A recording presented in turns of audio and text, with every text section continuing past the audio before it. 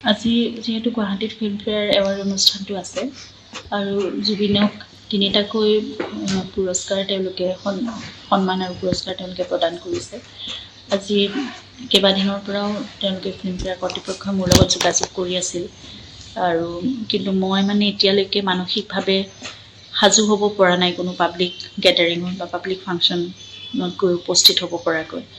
সেইকাৰণে তেওঁলোকক মোৰ কথা যেতিয়া ক'লোঁ তেওঁলোকে সেইমতে ঘৰত আহি পেলাই সেইখিনি সন্মান জুবিনৰ কাৰণে দি যাম বুলি নিজে তেওঁলোকে ভাবিলে আৰু কষ্ট কৰি তেনেদৰে সিদ্ধান্ত লৈ তেওঁলোক আহিলে আমাৰ ঘৰলৈ আজি ৰাতিপুৱা।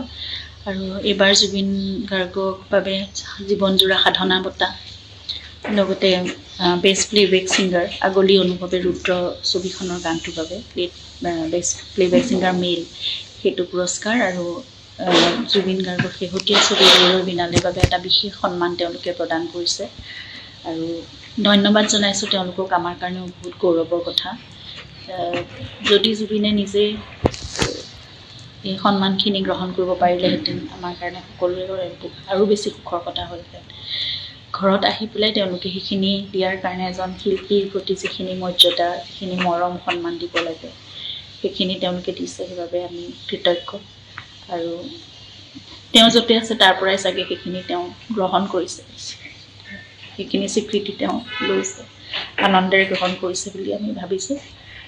জুবিনক সদায় তেওঁ কৰ্মৰাজি তেওঁৰ সৃষ্টিৰাজিৰ বাবে তেওঁ যিখিনি কাম কৰি থৈ গৈছে তাৰ বাবে সকলোৱে অমৰ কৰি ৰাখক। তেওঁৰ সৃষ্টিৰাজি সদায় অমৰ হৈ থাকক প্ৰাণৰ পৰা প্ৰাণলৈ, প্ৰজন্মৰ পৰা প্ৰজন্মলৈ, সেইখিনিয়ে আমি সদায় আশা কৰোঁ।